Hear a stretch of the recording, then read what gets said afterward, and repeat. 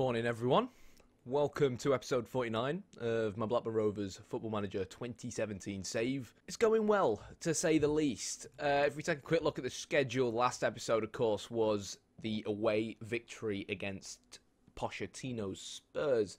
That was a 3-2 win at the new White Hart Lane, and as I said I would do, I said I wouldn't really do a video until the Man United game, because to be fair, I don't really think any of these games would have been fun games to watch. They're not really up against big teams, up against some of the teams that newly got promoted, like Wolves and Derby County, and as you can see, we got hammered 2-0 by Wolves, and I'm starting to worry that that'll end up being a result that we'll live to regret. In comparison, so if we can just like remove all this rubbish. Why have we got the Championship up here? We're not even in the Championship anymore.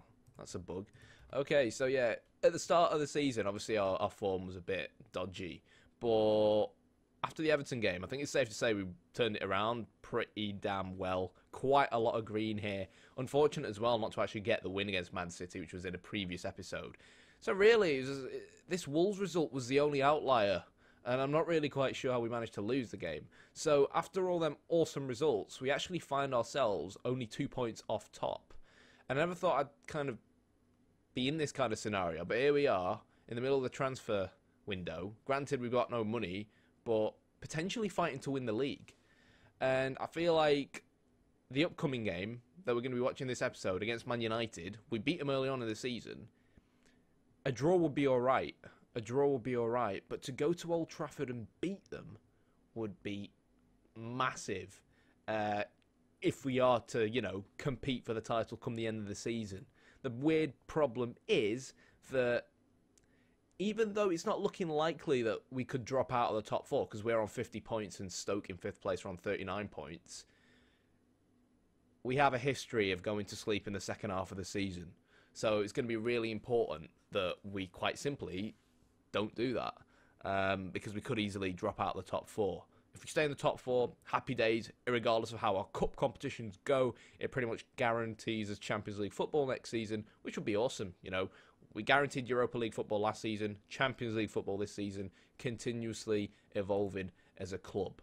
But on to results. So, dodgy 1-0 wins away from home against both Stoke and Leicester. Carlos Alenia really to thank for both goals, but what an important player he's really been for us this season. I know some of you guys recommended him to me in the comments, and to be honest, this guy is just phenomenal. What a steal for 2.4 million quid. Given that he's a centre midfielder, to have 6 goals and 5 assists halfway through the season is amazing. I mean, the assists are like goals, basically. So, yeah, awesome stuff. We then beat Southampton 4-1. Relatively easy game. We then lost 2-0 to Wolves. And to be honest, I'm not really entirely sure how we lost 2-0 to Wolves. As you can see, we were by far the better team. We had most of the possession. We had 30 shots, 12 of them on target. And somehow, their goalkeeper turned into Vladislav Stoyanov, somehow turned into Gigi Buffon. So, yeah. But really, to be honest, what happened was we just couldn't find the back of the net. You know, we went in at half-time 0-0, and it just kind of seemed like we had something like 18 shots by half-time. It was like, you know, if we keep playing the same way, the goal has to come, it has to come. And then in the 56th minute, I was actually playing James McLean out on the left because it's Wolves. They newly gotten promoted on paper. Given that we're a team fighting for the bloody Premier League, you'd think that, you know, it would be relatively easy for us. He gave away a penalty the same way we gave away a penalty in the last episode against Spurs, which was one of them lame free kick crosses, and then nothing seems to happen, but a penalty seems to happen. They've kind of become more prominent after the latest patch, which is really frustrating. And then basically in the 90th minute, we threw everyone forward. I don't want to lose to Wolves at home. A point still would have been decent to continue our unbeaten run. But, yeah, they hit us on the counter-attack, so we lost that one 2-0. We then beat Derby County 5-0, which, to be honest, was an amazing result. It was not really surprising, but the fact that we were 4-0 up at half-time was really, really satisfying. And then we went and played West Ham. Well, we didn't go anywhere. We were at home. We played West Ham, and given that we drew 0-0 away from home against them early on in the season, given that West Ham have always been a difficult side for me over the years, and given that Gary Monk teams have always been really quite difficult for me, it was quite a satisfying win, and it was important as well that we grabbed the win against West Ham because it kind of put us in a positive mindset coming into this game against Man United, which, like I said, really is kind of like not a relegation six-pointer, but potentially a title six-pointer. Mourinho, of course, in charge for them, but they recently lost 1-0 to Liverpool. Early on in the season, they beat Liverpool 5-0. Obviously, Liverpool are defending Premier League champions, but unfortunately for them, it doesn't really seem like they're going to defend anything. So they're going to be itching to, bounce back after that poor result. And we'll have to see what happens. We're going away at Old Trafford. We normally always do okay against Man United. So let's see what happens. Irregardless of what happens, we still have quite a tough run of games. Newcastle ain't going to be an easy game. Then we've got Liverpool in the FA Cup. Again, defending Premier League champions. Beat them in last year's FA Cup semi-final. We then have Arsenal away, and then Chelsea at home, and then 2 legs against Anderlecht in the Europa League first knockout round.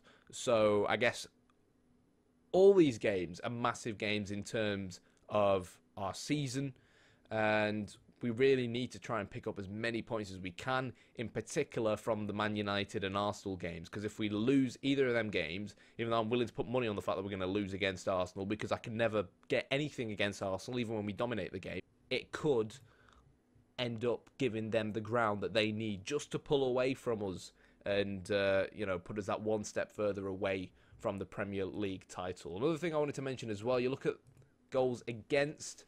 Man United have conceded 10 goals so far this season. We've only conceded 14. So on paper, defensively, we've been a better side than Spurs, Man City, Arsenal and Chelsea, and even Liverpool, defending champions, which is awesome. It's nice to see that we are defensively sound. In terms of goals scored, as you can see, Arsenal, United, Spurs and Liverpool still kind of ahead of us. Kind of funny to see Man City and Chelsea down here. But yeah, kind of ahead of us. But you'd expect that given the attacking quality that they have in their sides. But yeah, we're going to Old Trafford. It's going to be an important 6-pointer. The last time we played them, it was a Kerem Demirbay shot from outside the box that won the game for us 1-0. Can he do it again? Can the rest of our lads do it again? Let's find out.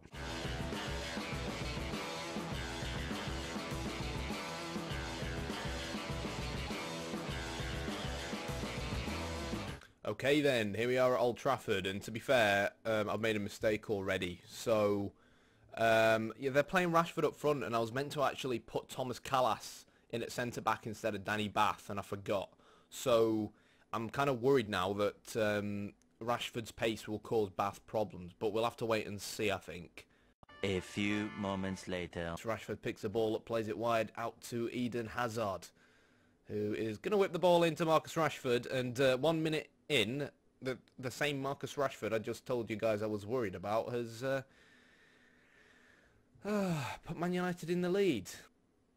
I mean, not quite sure there was much Fabio could do there, really. I'm not quite sure what these two bloody centre-backs were doing. They were like holding hands, running away from the ball.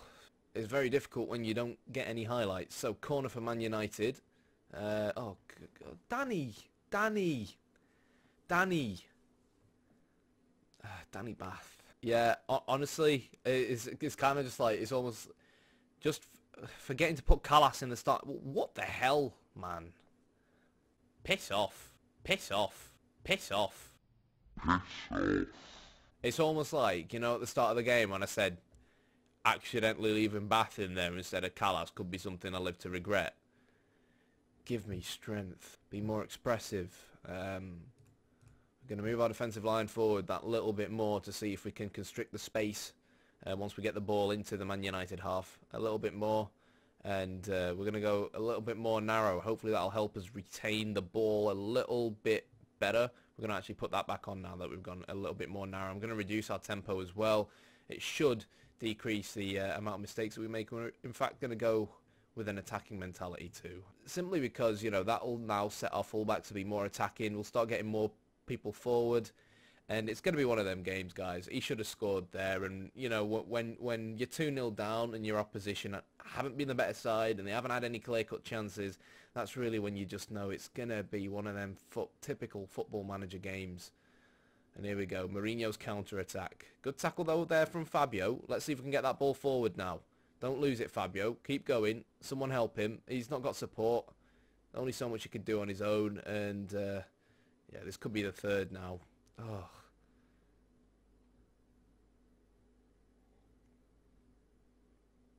It's just lame. It really is, because the 2 goals we've conceded are easily preventable. If we can go in at half-time with at least 2-1, then, you know, we've got the entire second half to play for. Like I said, a point would be a decent result for us. It honestly would, because it would only leave Man United in top spot in the Premier League, only 2 points above us, you know what I mean? So, those points can be won and lost later on. But, guys, I told you, it's one of them games. Alenya's twice now.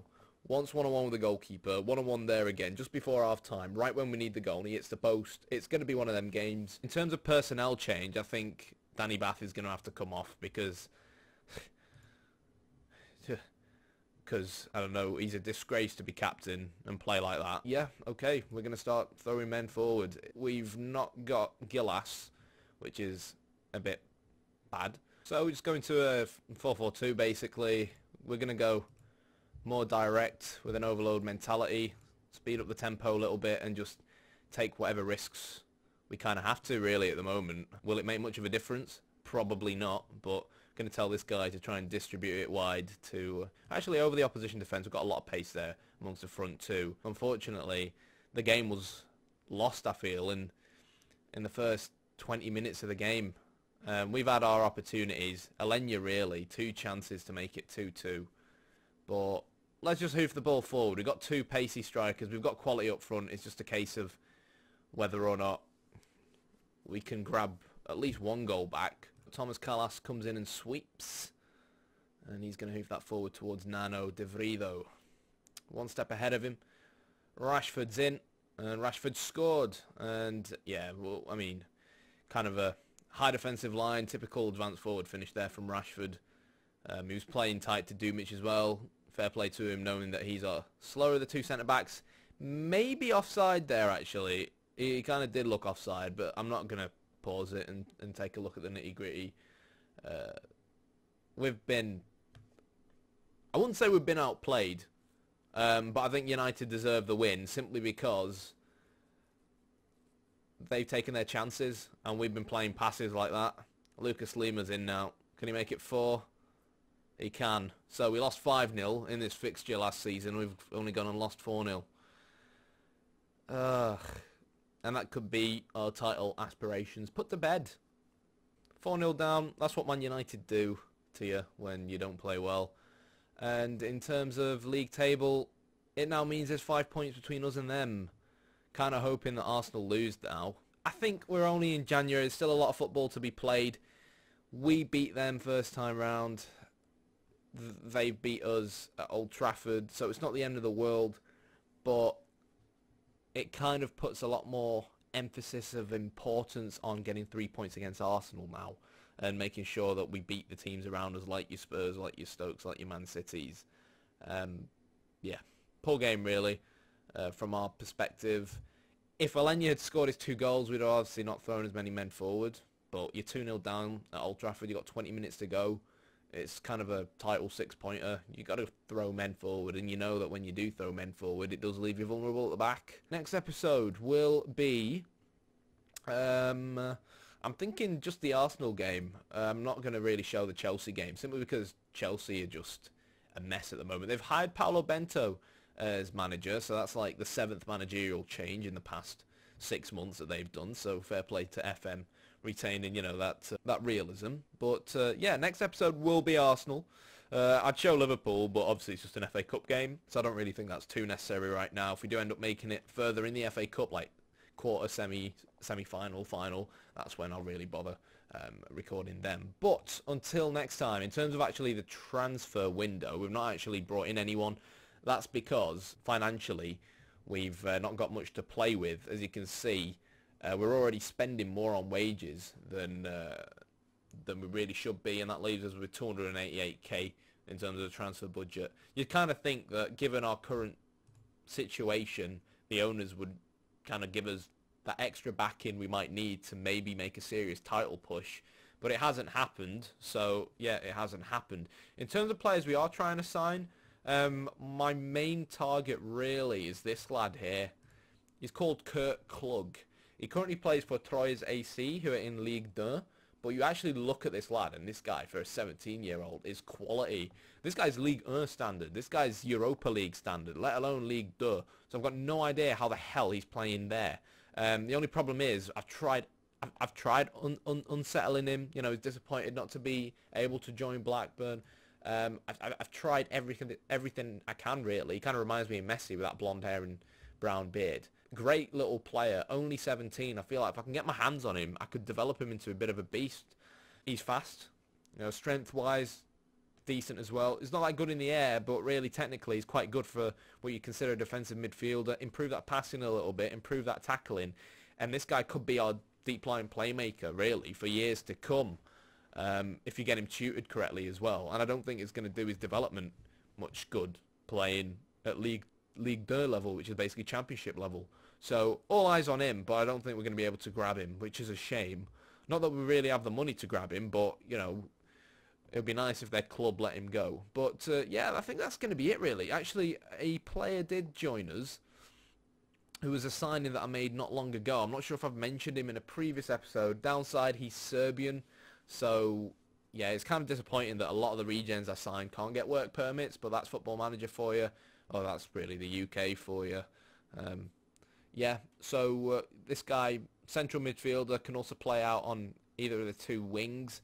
In terms of an 18-year-old, 16 work rate, 17 passing, 14 vision.